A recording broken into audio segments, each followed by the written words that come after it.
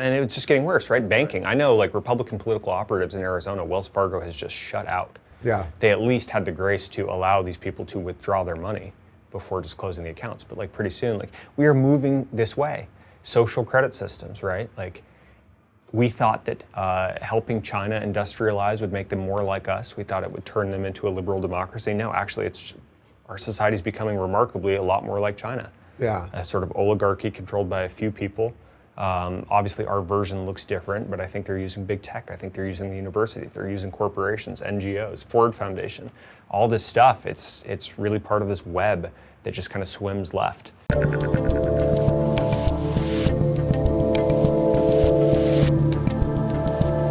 I want to talk about the big tech thing. You've been very big on the big tech thing and what do we do? This is the perfect blend of like, okay, libertarian principles, free market, all of that, but society seems to be crumbling under algorithms. Yep.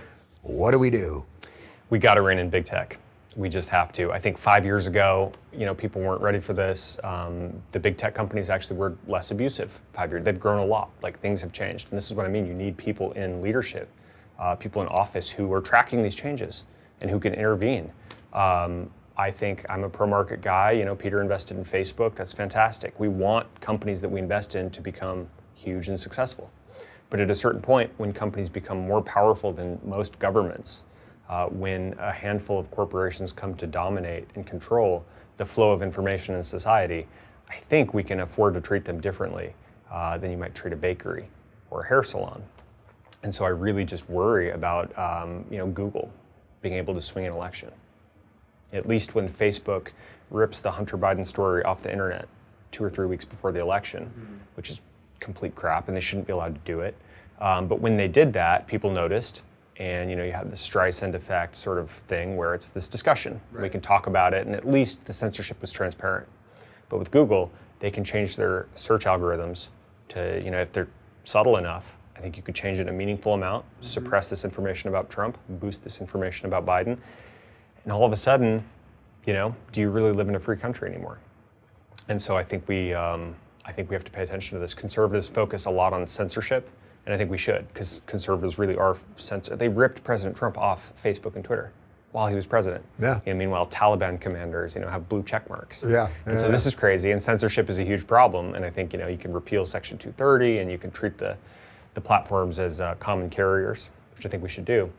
But I think the problems with big tech are a lot deeper, too. I worry a lot about like targeted advertising. And you just saw the study that came out last week that showed how bad Instagram is for teenagers, especially teenage women, like their mental health. It's like, surprise, surprise. Everyone's pretending they're shocked. Oh my God, I can't believe We knew this, right? You knew this. Yeah. And it's just the endless feed, and then you hoover up all this data about people and use it in pretty predatory ways.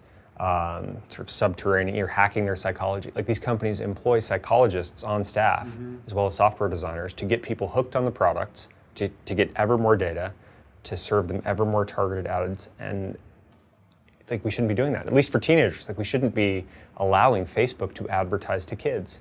And right now, in some ways, is it too late laissez-faire. though? Like I know we can do things, and let's say you get into the Senate and we have the hearings, and everyone's seen the hearings, and even guys that I like at the hearings, those hearings like are Ted Cruz, brutal. But they're brutal no matter what, because even when there's a nice moment, when Rand Paul really, gets Jack at Twitter, or Ted Cruz does, really gets somebody caught in a lie, nothing ever changes. So is it possible that we've now been manipulated?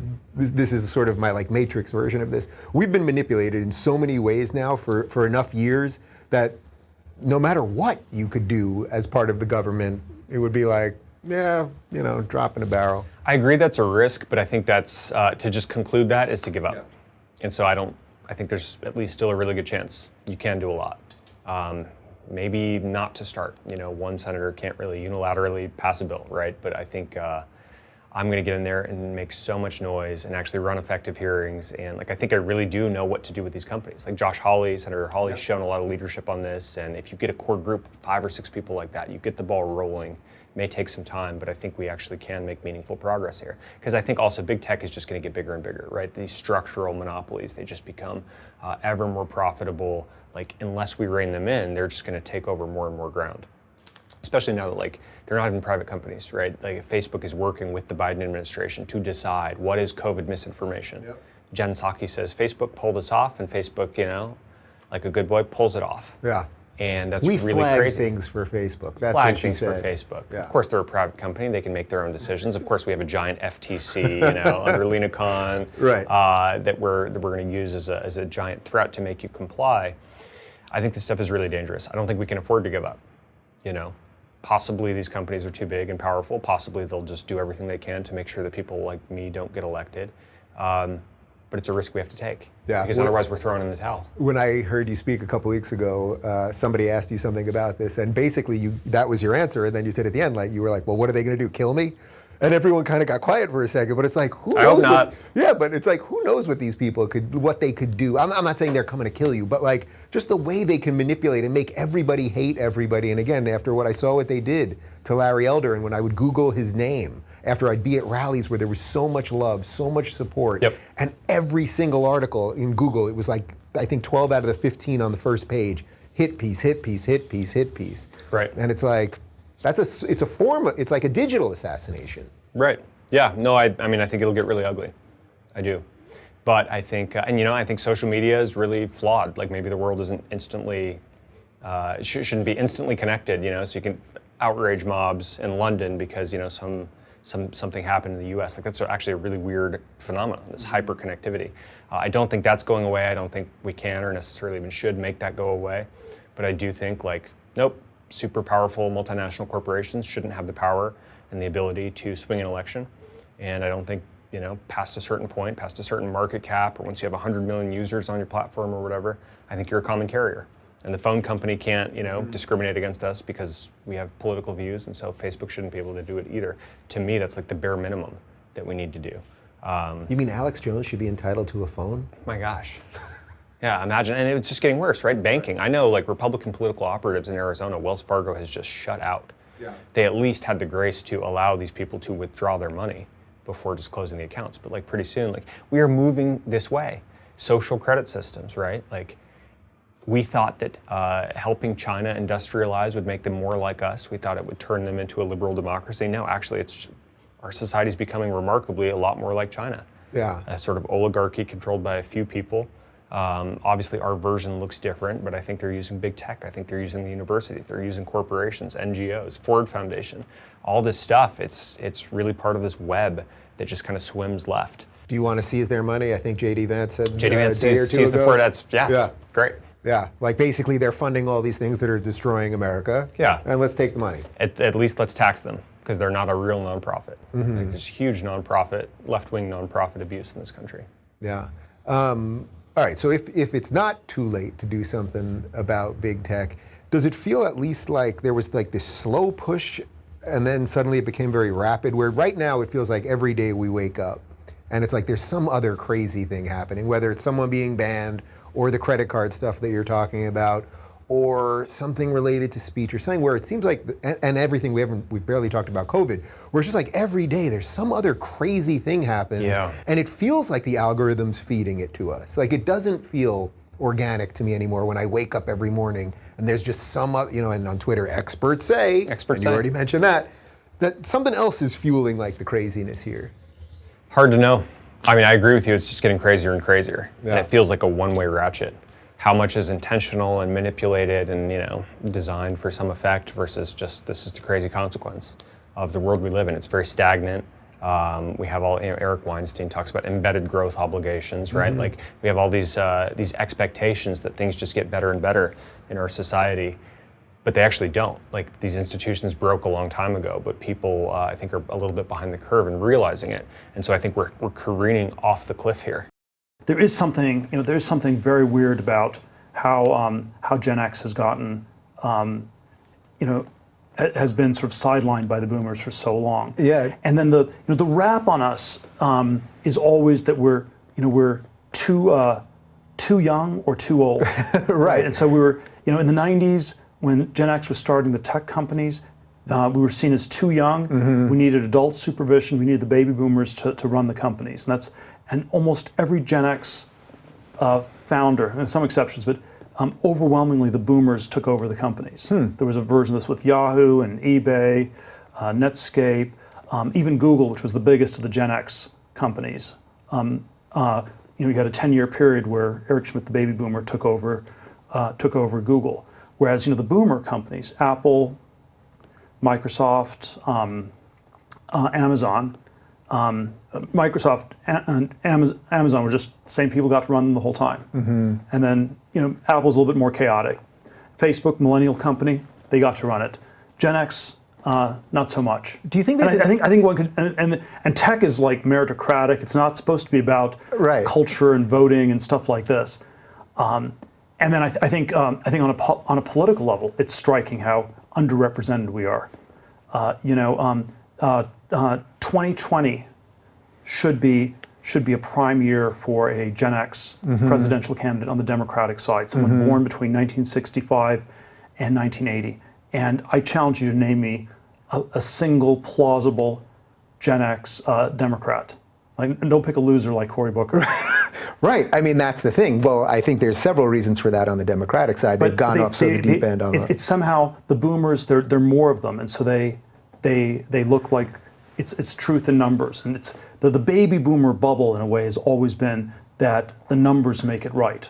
That if you have a lot of people, it's true, and that's kind of what worked. And so the boomers were this unusually big generation, and it was just about them. It's just about getting consensus, and then you could overwhelm things, and that's what you had to do. And I think that's sort of coming to an end slowly. I wonder, do you think there's also just a flat-out technological component to this? That we in Gen X, we're the last generation that grew up without all of this tech. So I don't know what the exact connection is, but I remember being in college, I think my freshman year, I remember some kid down the hallway screaming, I'm on the internet. And I went into his room, I've told the story a couple times, I went into his room and it said Yankees 3, Royals 1, and it had 2 pictures of the logos. And I swear on my life, I remember thinking this is the stupidest thing I've ever seen. Like, we did not grow up with the phones in our pockets, we didn't grow up connected, all of those things. So it almost seems to me there's some connection to that, where then the millennials came in, they were so connected to all of this, then the media, because the media wants clicks and everything, paid so much attention to them that maybe pushed out Gen X a little bit more. Do you think there's? I'm just doing this sort of at the top of my head. Sort of cultural history, it's always many variables, super overdetermined. I do think there's something about the millennial vibe that feels more conformist, and Gen X feels less conformist, and so one of the good and bad things about being overly connected, overly technologically connected, is you get to know the score right away, you get the answer right away, you're supposed to be scared of climate change right away, and that's good if it's true, and it's bad if it's a shortcut.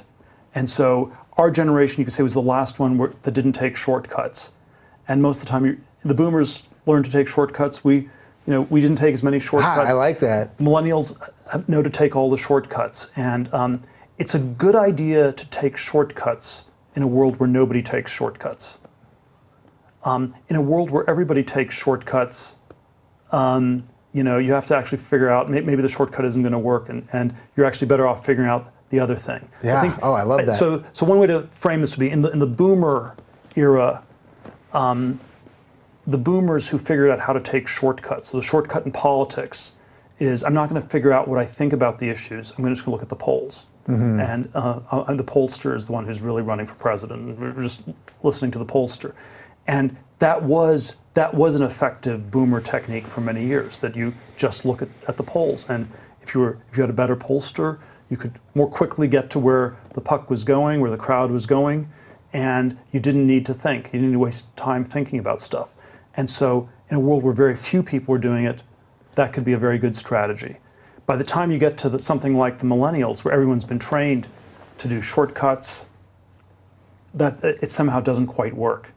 It vaguely maps onto the tracking, because you can think of tracking in school, tracking professionally, is a way it's like a shortcut to a successful career. And so the baby boomers who stayed on track did quite well. So if you didn't tune in and drop out in the late 60s and just went to law school and you became a partner at a law firm, the tracks worked. By the time we get to the millennials, they know all the tracks you're supposed to do. Tracks work less well when everyone knows them. Everyone's doing the same thing. So it has there are these similarities between the millennials and the boomers, but they're really different in practice, and it's working really differently. So the things that would have worked perfectly for you as a boomer are deadly if you're a millennial. So you mentioned some, I mean, these are big name schools, MIT, Harvard. You are educated in biology and you're working with algorithms, all these things. Google finds you after you do this competition. So sort of to lay out how this whole thing got written and why you did it, first you're working at Google for a while, and then they started sending you guys, not just you, but people, to diversity training. Is that correct? Right. Okay, so can you explain what diversity training is?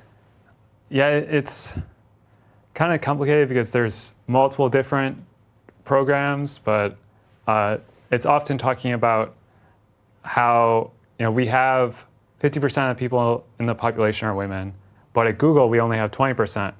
And so they discuss all of the sexism that's happening and how that's holding back women in general. And then they also have stuff about racism and all these other unconscious biases, because we don't really see anything like, oh, you're a woman, therefore you can't code. There's never these explicit forms of bias that we see.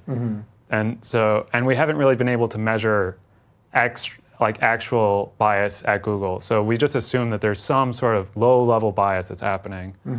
And it's always really impossible to measure.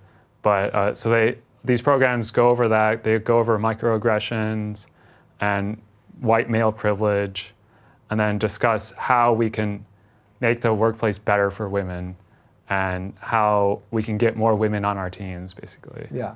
Now, you don't have anything against women, do you? Is Right. there something I need to know that James Damore thinks about women No. before we go any further? I definitely like women. I had women on my team, and I treated them well. Yeah. I discussed a lot of these issues with them, and they actually largely agreed. And they helped me discuss, okay, on average, women are, say, more cooperative, and how can we change the workplace so that it's not just, some alpha male that owns a project and gets promoted, and it's actually people working in teams and all of them getting recognized. Yeah. So it's interesting to me because I obviously have a small business here. Most of my jobs in my life have been odd jobs or doing stand-up, things like that. I've never worked for a giant corporation like Google before. And it's funny because when you talk about, well, 50% of the population is female and Google only has 20%, it's almost like, well, how is that an issue for the average employee at Google? Now, the microaggressions and that other stuff, I can see why, if you buy that stuff is legit, if their HR people buy that stuff's legit, I can see why they'd sit down with employees and talk about that.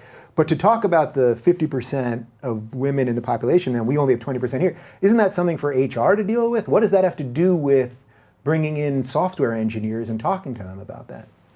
Yeah, I think Google just has a long history of the whole don't be evil. And we make a ton of money through ads, therefore we feel sort of guilty, and we have to help the world in general. So we do a lot of philanthropy, and they're really big on being allies for these groups and just outreach in general. Yeah. If it makes you feel better, they're not making much money on us because they don't monetize anything, and I can't. Our video, I just told you before we started, our video from this morning with Phil DeFranco, who has almost 6 million subscribers, who's one of the first YouTube creators around, was demonetized this morning. It's like, so I do want to talk to you a little bit about the algorithm, but let's keep going with your story. Okay, so you go to these meetings. Obviously, you're having a bit of an ideological difference in terms of what you think versus what they're pushing on you. They asked for your feedback, correct, after these things. So can you tell me about that? Yeah, so in all of our meetings and programs in general, we're usually very open, and we ask for feedback on how we can improve these. And so I wrote this document because I really wanted to put my thoughts down. And so I sent it to them, and they looked at it, but because it's a Google Doc, so I could actually see that they looked at it and read through it, but they just never did anything. And this happened multiple times. I went to multiple programs, and they just ignored it every time. Yeah, so to be clear, when you say programs, so you sent it to they have several diversity groups, right? So you sent it to several different groups. What are some of the groups? So one of them was about unbiasing and another was your journey towards, rethinking race. So those were several of them that I went to, Yeah. and it was And we're sort of just the ignored. same thing. Yeah. You saw that they were open, but you were just ignored. So just to be clear, you write this in response because they want feedback. That's actually nice to hear that companies want feedback. I keep trying to get them on the phone with me to discuss some of the problems that I'm having with YouTube. That seems to be kind of difficult. But you write this in response, which is sort of what they're asking for. They're asking for your feedback. Now, you are a scary white male, and you're tall, so that's got to be working against you. But you do what they want. Then you submit this to several of these diversity groups who ignore you. Then you submitted it to one particular one, and that's where this really took off. So which one was that? Yeah, so after a month of actually sending it to individual people and some smaller email lists, and actually getting some good feedback that wasn't, this emotional outrage, Wait, that's interesting. Let's not jump past that. So first, you are getting some feedback within the company, and people are basically okay with what's happening. Half the people would be just like, yes, I agree, totally. And then the other half would disagree on certain points. And they say, oh, are you sure that this is happening? And especially if you're progressive, then you often don't even see a progressive echo chamber because you just see, oh yeah, that's how things should be. And what's wrong with all of this? And oh, are you sure that people would actually be shamed for saying these things? And because you think that system or that worldview is so complete or something, it's hard for them to imagine, which is exactly what an echo chamber is, right?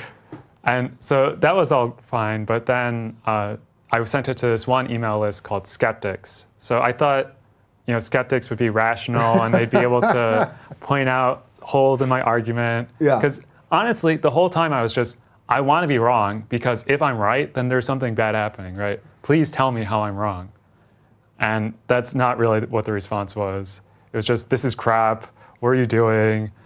And it eventually just exploded within the company from there. All right, so to be clear, so the skeptic group, which is the group that should be skeptical of all facts and opinions and all that, you send it to them. But then how within that, so now you start getting some feedback on it, how within that group did this then get to the larger world, and that's when all hell broke loose? Yeah, so some of the people would start sending emails to, say, my upper management and HR, demanding that I be fired or something. And so HR and some of the higher level execs started sending out mass emails saying, oh yes, we know about this document. Don't worry, it's harmful, don't look at it. This is not what Google stands for. Which obviously, if you tell someone that this is harmful, they're gonna just look at it. Ugh, it's harmful, don't look at it. That's what executives were saying. I mean, that's incredible. And also, there were a ton of memes within the company just talking about how horrible this was and just blasting me as a person. Now, was there any retribution on those people? We'll get to you actually getting fired and called into the office, but you, as far as everything that I read in this document, which I did read, you didn't attack anyone personally. You go out of your way not to stereotype. People can argue with your conclusions or all that. But you were being attacked personally by people then within the company. Was there any retribution from onto those people? No, not that I know of. There was even someone that emailed directly saying, you are a terrible person, you're a misogynist, I'm going to hunt you down until you're fired or I'm fired. Send this to HR, I don't care, which means that maybe he knows that HR isn't really going to do anything. Yeah. And so I sent it to HR, but So you had sent it to HR, and did they even respond? They said, oh yeah, work from home, but they told you to work from home. Yeah. So I think it's so important to repeat some of this stuff. You wrote this in response to being taken to a place where they wanted your feedback. Now they happen to not like your feedback, okay. Then you were being threatened in a way by other employees and being attacked online with the memes and all that stuff, again, while you're still an employee there, and HR tells you to work from home. Yeah. And you have no evidence that they contacted this person at all. I honestly don't know. And I mean, there were many people that started attacking me. And it was mostly public attacks because most people aren't really courageous enough to send me an email like that. Right. And they just want to show other people, oh, look how great I am. I got offended by this. And let's all band together and punch Nazis. Yeah. Right. Virtue signaling, I believe is the industry term for that. Okay, so then now you were being attacked personally. You're being told by HR to stay home. Now, did you get a call or an email? How did you end up in an office where they said, "You're out of here, buddy"? Yeah, so they eventually just called me Monday night and said, "James, you've been terminated for perpetuating gender stereotypes." And then, I tried to discuss it with them, but they didn't have any of that. They did this on the phone. Yeah. They didn't even have you come into the office and tell you face to face.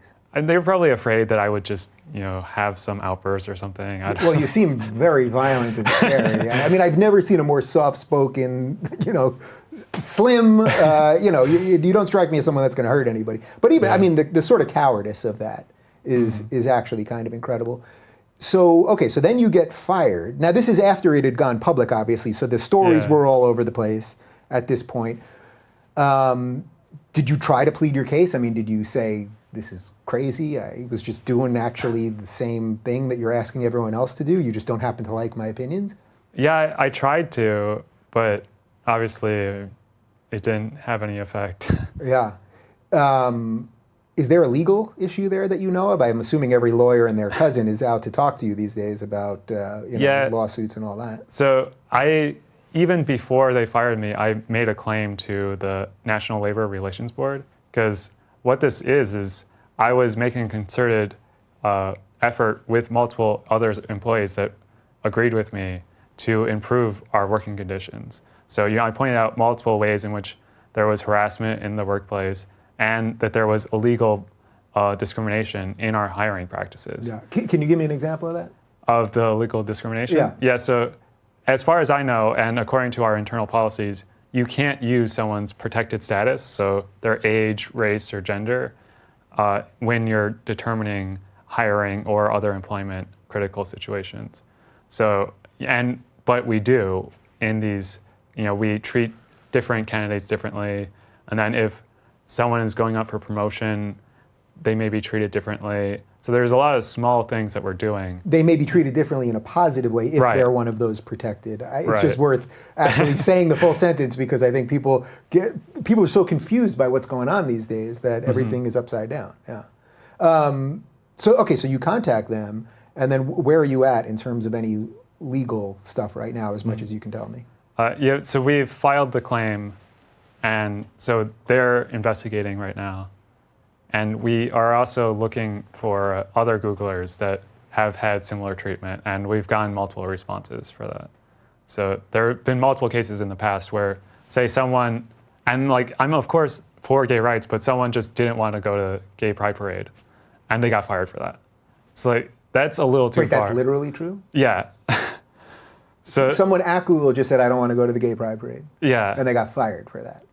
At least according to them. We have to look into it more, and there have been multiple cases like that where if you don't agree with the progressive ideology, then you're discriminated against. Before I do anything else, can you just tell me a little bit about how and why you created Rumble? Because this is not something that just magically appeared out of nowhere a year ago. You've been working on this thing for a long time.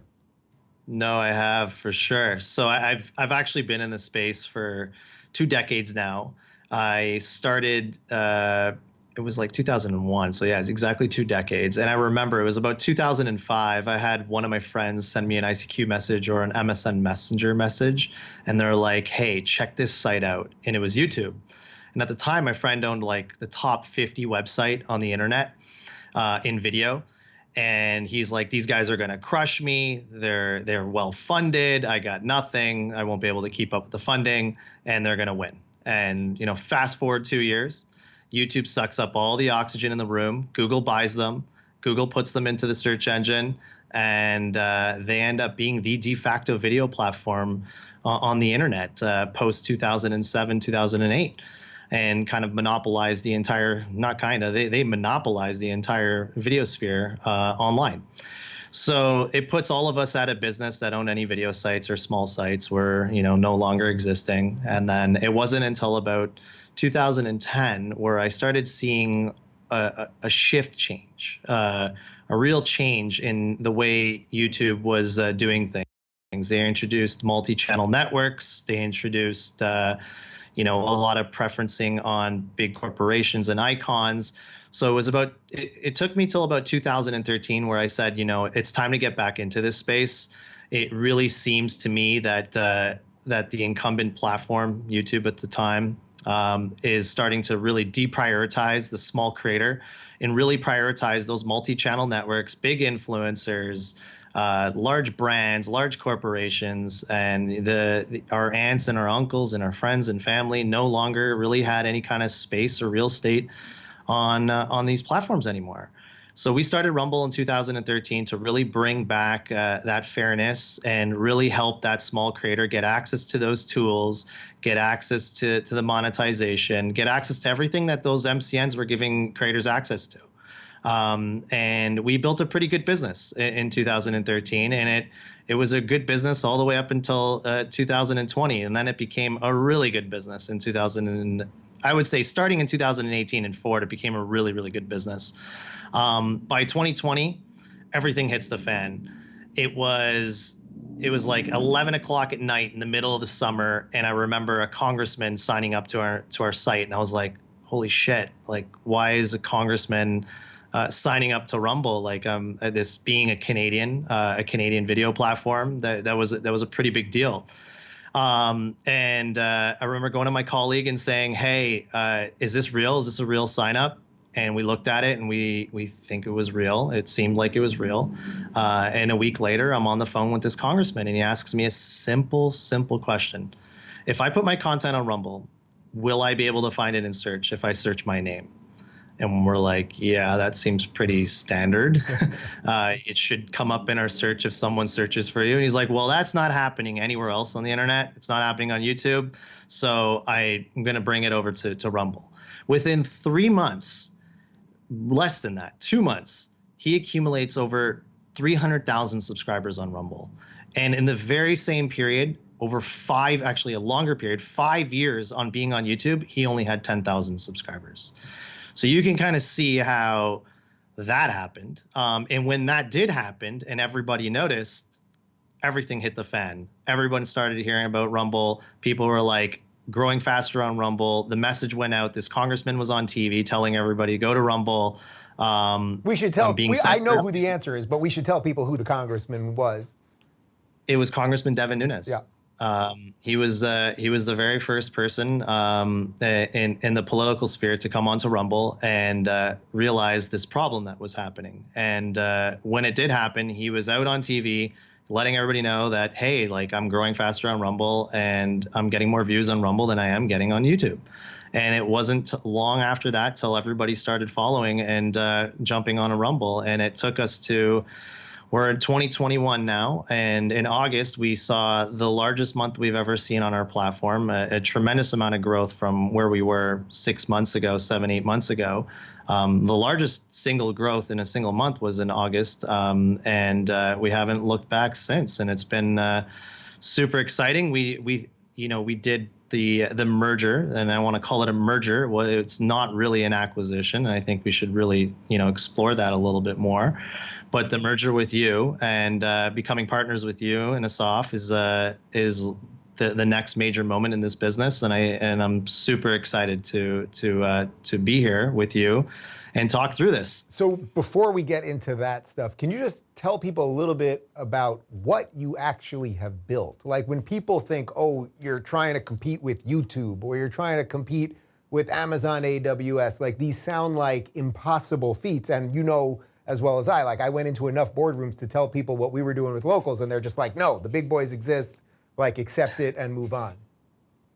Yeah, and this is really like looking under the hood, and it's really important. It's a great question.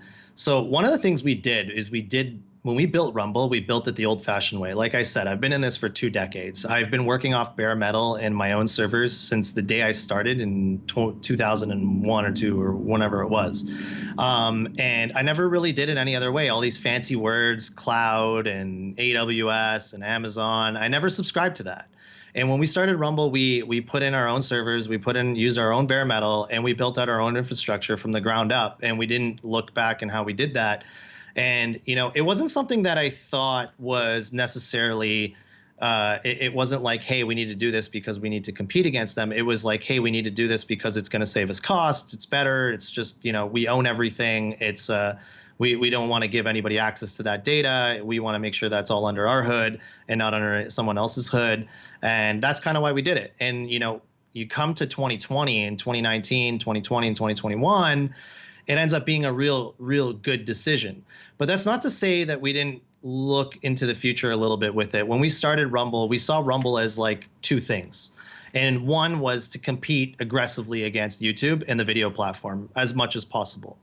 But if we successfully do that, it means that we'll now have the scale to go really compete against all these incumbent cloud services. Remember, when you look at Google and Google Cloud, what do they have that makes their infrastructure so large? YouTube. When you look at Amazon, AWS, what do they have that makes their infrastructure really large? It's Amazon.com and Twitch. When you look at Microsoft Azure, you look at Xbox, you look at these things that really allow them to have real competitive advantage on the infrastructure side. When you look at Rumble, and now that Rumble has become a formidable size, we now have that advantage to really offer a cloud services, really offer a new rail. And after what we've seen in the last year, that new rail is really, really significantly needed. As much as Rumble is needed as a video platform, I actually believe that the actual rail, the cloud, the infrastructure, the servers is really, really needed for the entire internet. The free and open internet is under attack, and we need to provide the rail as a common carrier, as close to a common carrier as possible for everyone else out there, all the other businesses, all the other churches, everything, universities. It kind of spreads into every sector out there, and we really want to provide that infrastructure. So I'm sure many people are watching this going, so let me get this straight. If Parler, let's say, had been on Rumble infrastructure, using Rumble infrastructure after January 6th, would Parler still be here right now? Absolutely. Rumble's still around. Right. I think that's a testament to where we are and what we're doing. Rumble is around, and Rumble will be around, and we're going to continue to build that rail and build that new economy for everyone, not just for Rumble.com and locals, but for everyone. And let me get this straight, Chris. Our policy is that people can basically say what they want, and we're not going to decide who the winners or losers are. And if maybe somebody broke the laws of the United States, they have a bigger problem than Chris and Dave. Could we be doing something so radical like that? Yeah, I think that the best way to look at it is that we got to get to becoming as close to a common carrier as possible. We're not a publisher. We don't want to get in editorial control. We want to tell people what they can or can't say. If you're having an argument at the dinner table, why can't you have that argument when you're online? If you're having a discussion or having an opinion, why can't that be online? This is the free and open internet. It's as free as your dinner table. There's no difference in my mind, and there shouldn't be. And what we've seen happen in the last 10 years on the internet is this huge tilting to kind of shut everybody up, regardless of your political views. They want to shut down the conversation that we all have at our dinner tables. And that's just, it boggles my mind, because when you look back 10, 15 years ago and you look at these incumbent platforms, they were all preaching the free and open internet. I even think I saw Twitter verified, or Twitter, I'm not sure, Twitter policy say that they want a free and open internet in Nigeria. And like, where is that in the rest of the world? Like, right. They're still pretending they want a free and open internet, but it really is not. And I think that, us building the rails to that and really providing an open communication platform like Rumble are small pieces, but important pieces to making sure the internet stays free and stays open. All right, I'm Dave Rubin. We are on location in Miami with Miami Mayor Francis Suarez.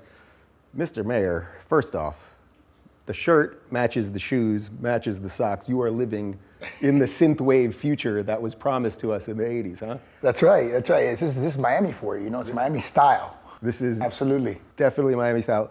I mean, I guess the best way to start this off is that this place is just blowing up. You gotta be kind of feeling good about life and the world and what you're doing. Yeah. Is that the easiest question ever been asked to you before? It's the most common, that's for sure. Yeah, no, it really is, I think, a generational opportunity, a generational moment.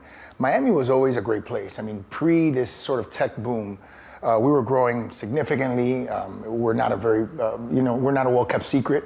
But I think what is happening now is order of magnitudes different, right? You're now creating a kind of ecosystem and economy that's really going to propel our city into the future. The world is changing. It's changing at a pace of disruption that we've never seen before. Yeah. And we were talking about this a little bit off camera.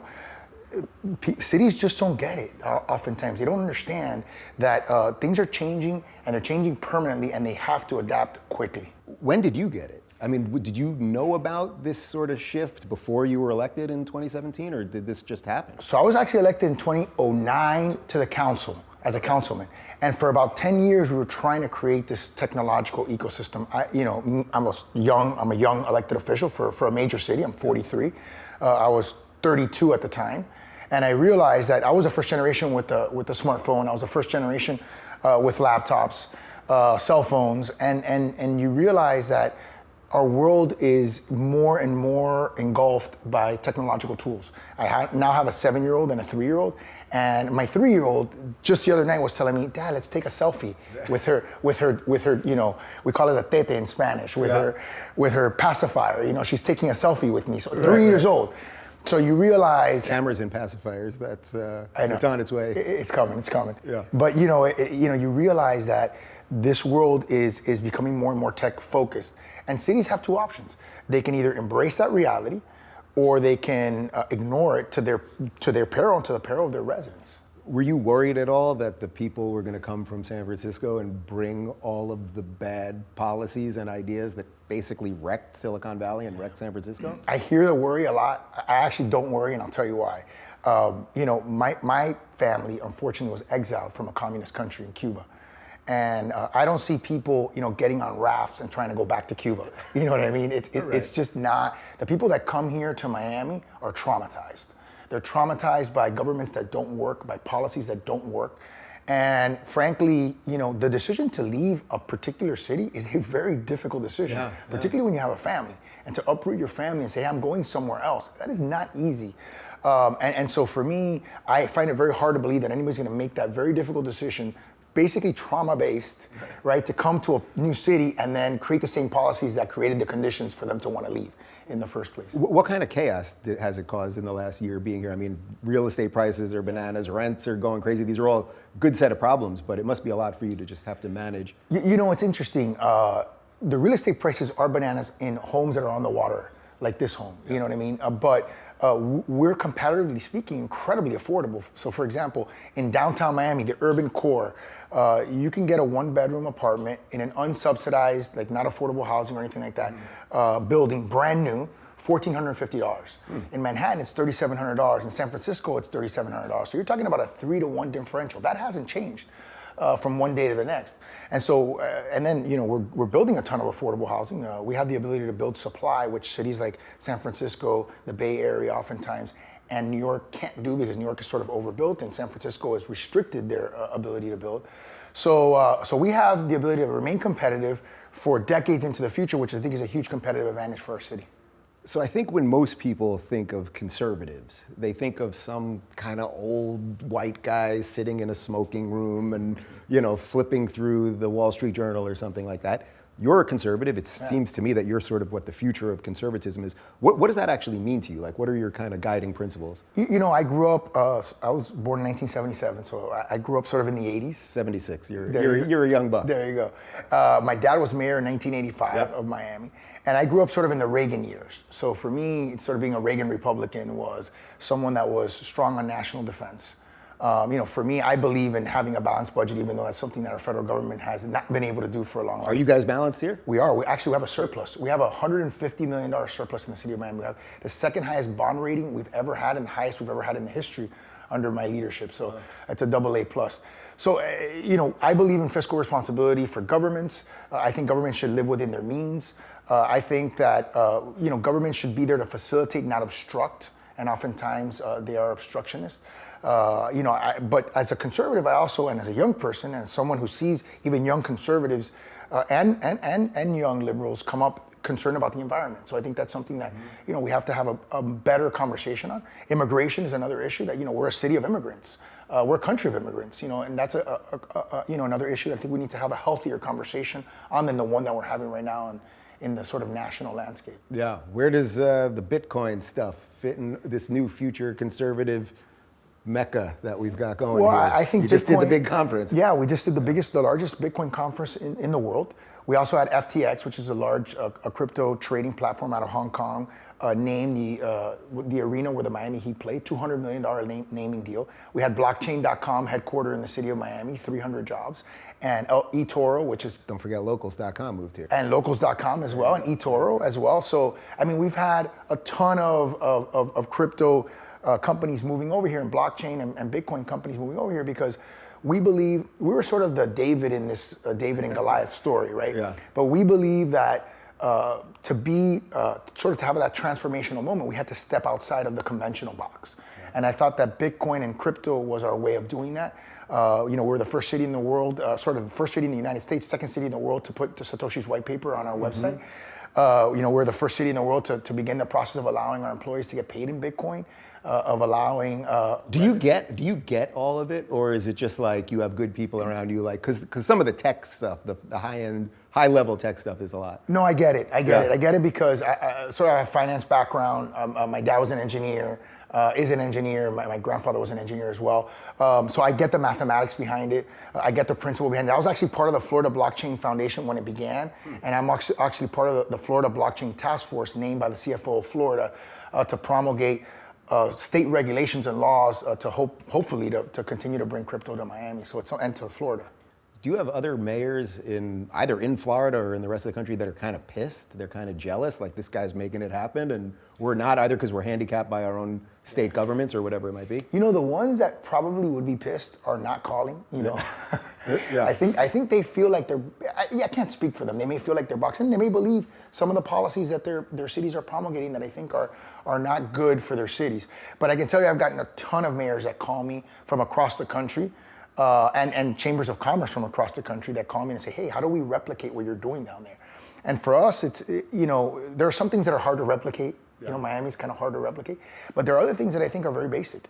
For us, we have basically our formula for success is three things: keep taxes as low as humanly possible.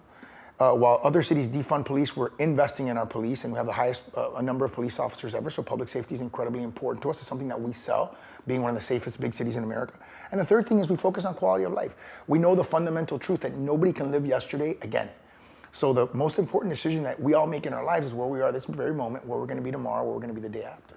And if you create the kind of city that really respects that decision, for example, we have 555 homeless in the city of Miami. We want to get to functional zero, which means we want to be one of the first big cities in America not to have any homeless. I mean, I've been here for 5 days. I have not seen one homeless person. Yeah. I come from LA. It's very, very different. It's very different. And I think, we've done a variety of things over a number of years to get to that point. And we want to get to zero. If you're looking for more honest and thoughtful conversations about tech instead of nonstop yelling, check out our tech playlist. And if you want to watch full interviews on a variety of topics, check out our full episode playlist. They're right over here. And to get notified of all future videos, be sure to subscribe and click the notification bell.